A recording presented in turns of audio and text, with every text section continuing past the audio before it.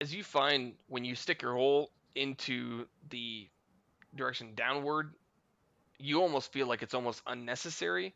Your footing feels pretty sturdy as far as it goes. It doesn't feel slippery. It doesn't feel like you're really, unless you were hurt, it doesn't feel like it would be that hard for you to just kind of shimmy down real quick. Okay, well then shimmy down I go. All right. You shimmy down in there, and it's interesting because it's almost eerie how quiet it is, and you immediately see a good 10-foot tall hallway leading deeper into the hive or the hole. Okay, I'm gonna yell up to Belcar. There is a giant hallway leading further in. Thoughts? Well, it's up to you. I mean, I have a couple concerns. One, it's getting close to we haven't really eaten very much since breakfast.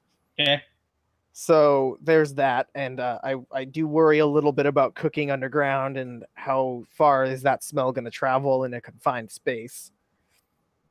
Then, there's that, but then but I mean, we are here to, figure out what's up. So I mean, if you want to keep going, do you think that depending? I don't know. I mean, from what you can tell, is there any resistance? I mean, we're trying to figure out where where the hive is coming from, as far as trying to diminish the numbers at least.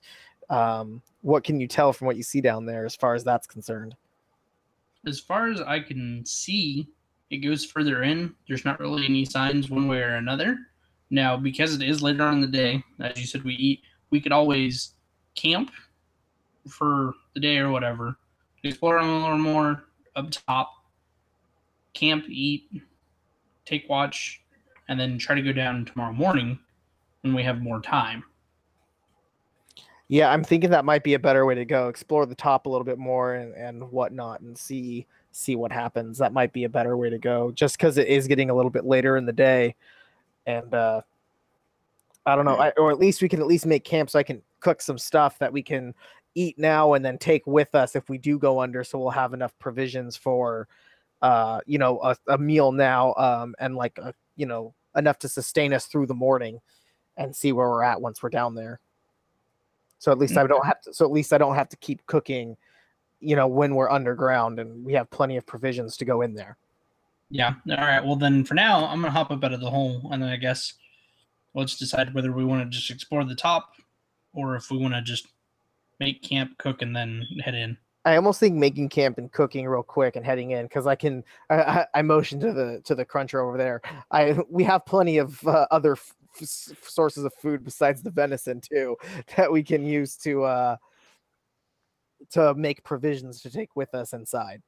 All right. Well, then let's do that, and then we'll go exploring. All right.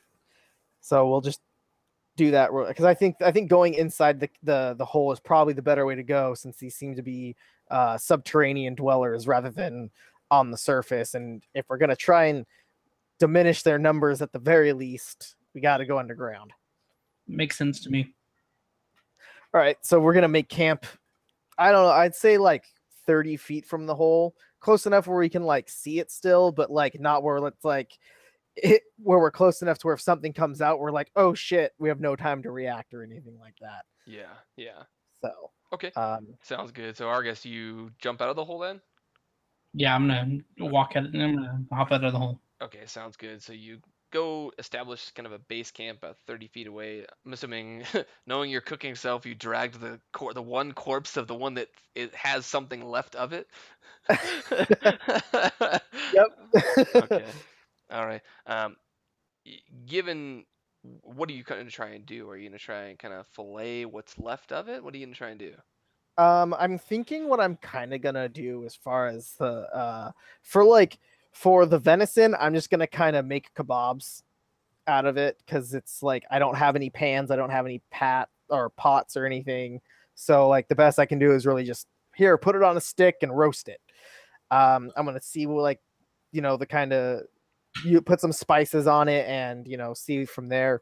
With the cruncher, I'm gonna do two things. I want to do two things. One, I want to kind of see if I can't kind of candy them a little bit with the like sweet berries I picked up. Okay.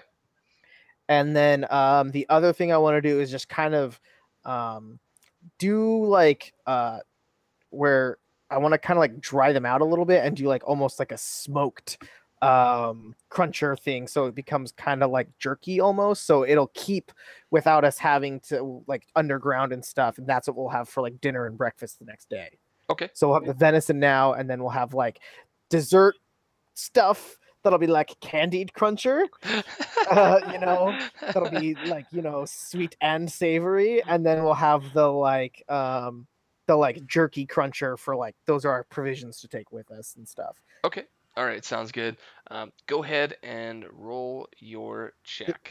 Should I roll for each of them, or just one roll will just determine how it all goes? Since it's one, basically, as far as cooking rolls will go, unless it's something that is vastly different, it's all going to be lumped up into one. So in this Okay. case, because it's kind of just a field provisions kind of a deal, we'll go ahead and we'll count it as one.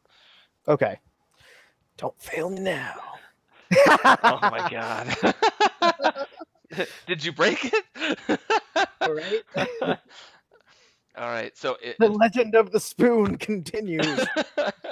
uh, you easily remember that in order to make this jerky provision, that you have to keep the heat down really, really low and basically long cook them over several hours. So you said almost like a slow cooker off to the side that you've basically Right. made out of what you could. You've MacGyvered something of a smoker. And you basically made those into very easy jerky. It doesn't seem like it's going to be the best thing in the world to eat, but for what you had without really any spices on your persons at that point in time. Well, remember I asked if I took some spices with me last time, and you said yes, I did. You're right. I forgot. So So as far as things go, I mean, you gave it a little bit of light salt. You got a good jerky snack. Almost tastes like Jack Link's. but with an odd kind of tinty flavor to it. Only unique to Cruncher. yeah. The dessert you make is incredibly sweet. It almost tastes like you're eating a sugar cookie when you have it. Nice. It doesn't even taste like a berry. It is literally like it's almost the equivalent of a packet of sugar is what those berries equate to being. Oh Jesus. So it's just almost like a diabetic's nightmare. But it's delicious. But it is delicious. So as far as things go, super, super successful. And then you said that you tried to make the venison as well, Yes. correct? Okay. Yes. How much of your venison did you want to use? You've got I 3 was bags. just gonna use all of it because like I know with my knowledge it's like it's not gonna keep a very long, so I kind of need to cook it now. So that's what we're having. And considering it was only 3 handfuls, that's basically enough for one piece each. Yeah. So I mean, there really wasn't enough for me to like save anyways, because one piece per person is gonna feed us, and that's what's gonna matter for this meal. Okay.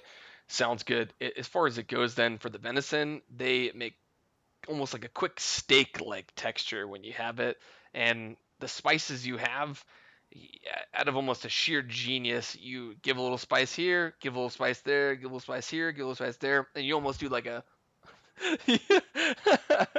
almost like a I think this will taste good with this, and it comes out perfectly. It tastes almost like a Caribbean jerk venison Nice. with some extra leaves and such that you're able to find in the area that give it a nice added texture. Sweet. So, eaten like kings on an island that is being currently pelted by hail the size of a car. That's why you bring the master of the spoon. No Holiday Inn Express for this lot. Right. So I totally wrote down those recipes too: the cruncher jerky and the berry candied cruncher. Berry candied cruncher.